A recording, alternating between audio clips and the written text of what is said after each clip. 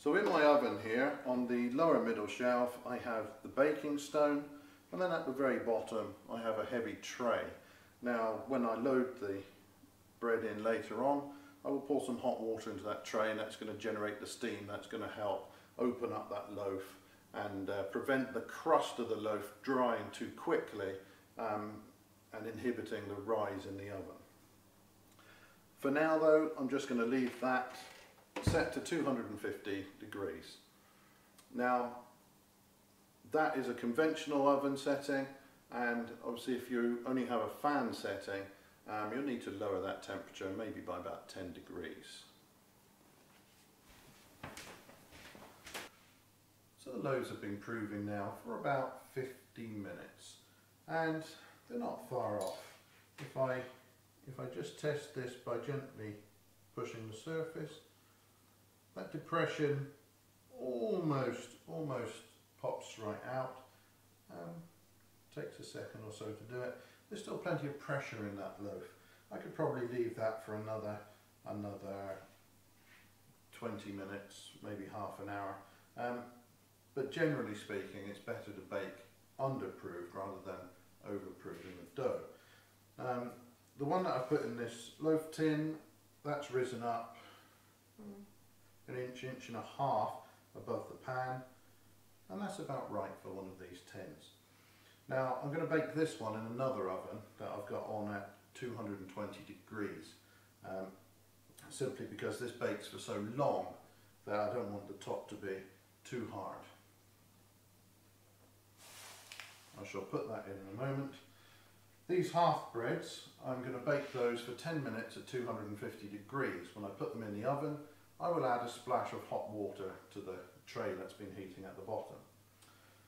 Now after 10 minutes, I will open the oven door and I'll let the steam out, and I'll also take a little bit of the temperature out. I'll put that down to about 220 degrees to finish baking.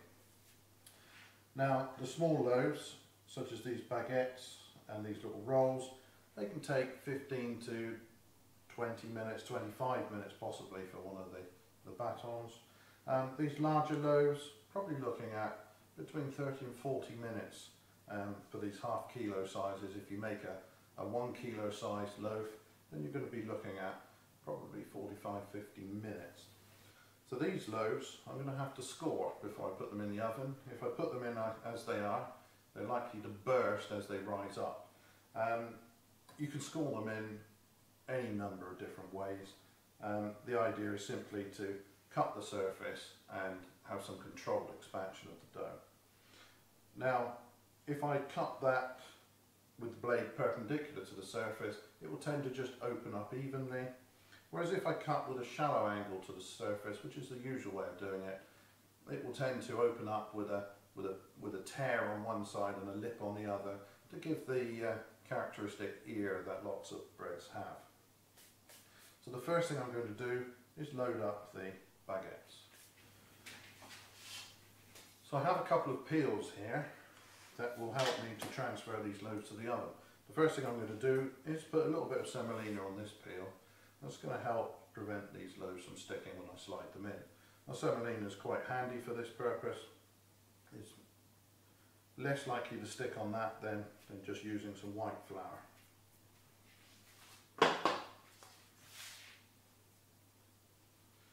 I'm just going to use this board to flip these over.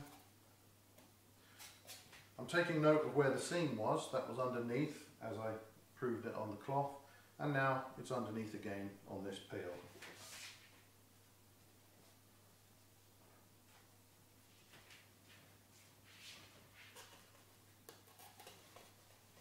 So just straighten those up. Nice. Now these baguettes are normally slashed at an angle down the centre line of the baguette. Now you can slash them different ways if you like, but the traditional way is quite effective.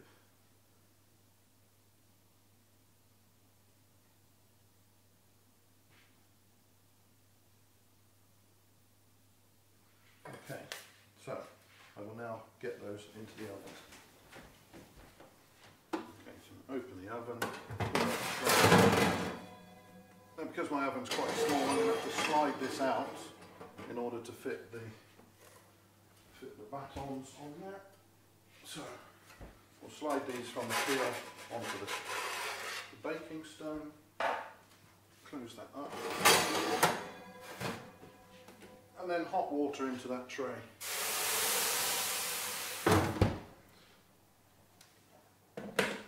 The hot water will generate the steam, and that's going to help these rise in the oven. So my two batons have been in the oven for about 10 minutes, and I'm just going to open the door, let the excess steam out so that the crust can then dry out, and I'm going to lower the temperature to 220 degrees.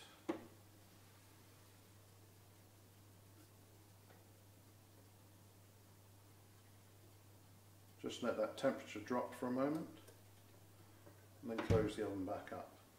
Now they're going to need another 10 minutes or so, maybe as much as 15 to get a really good crust on them.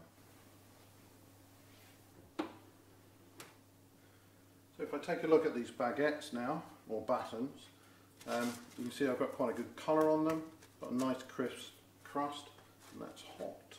And there's a crisp bottom that comes from the baking stone, and a nice hollow sound if I tap them. So they're probably ready to come out. I could keep them in there for maybe a minute, 2 minutes longer. That's going to deepen the crust if I want them that way, or they're good as they are. So I'm going to remove those now.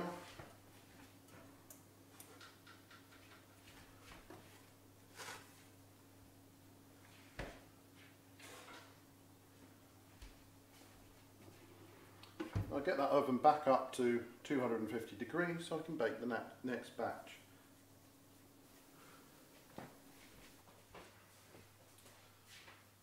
Okay, so just carefully lift that from there onto the peel.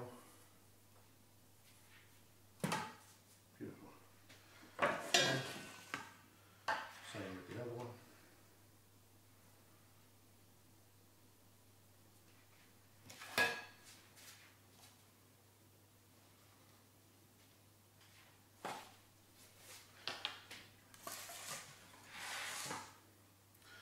Now the ball can be scored in all manner of ways. Simple cross on the top, or a square, or lots of slashes.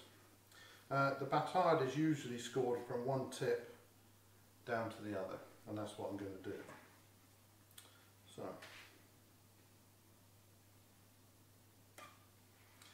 and this I'll do in a cross. And in the oven.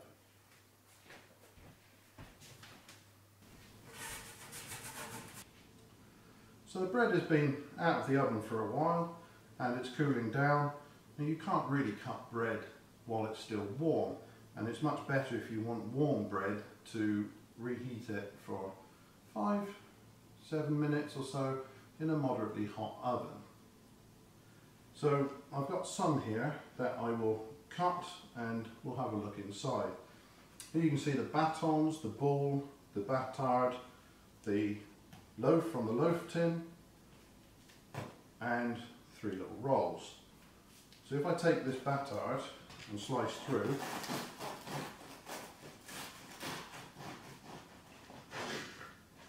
the first thing you can notice, there's a lot of crumbs because that's quite a crusty bread. This has got a good crust on it. Inside you can see this is quite open, there's a few large holes in there, and the texture, it's not doughy, and it's just going to have some good chew to it.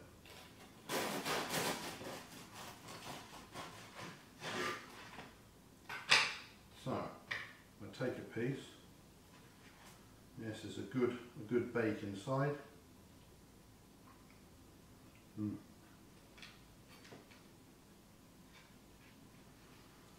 What you can get with homemade bread that you can't get with mass-produced bread is that really great flavour that comes from a long, slow ferment. And you really can't replace that. And now this almost white bread has that 10% of rye flour in it.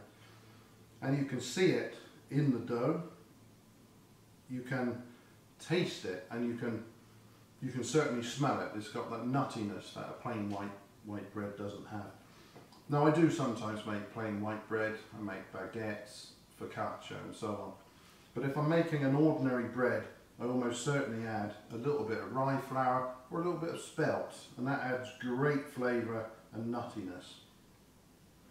The pre-ferment has done its good job. There's a lot of flavour in this dough, and there's no shortcut to flavour. You simply cannot get this sort of flavour without a long, slow process. It doesn't have to be this process, but it has to be one that involves quite a length of time. You could, for example, take a small amount of yeast, the flour and the water, and ferment for a couple of days, and you can produce a no-knead bread that way. But this is the way I like to bake the bread, and this is the basic method that I use throughout the book. So I hope you've enjoyed that. Thanks for watching.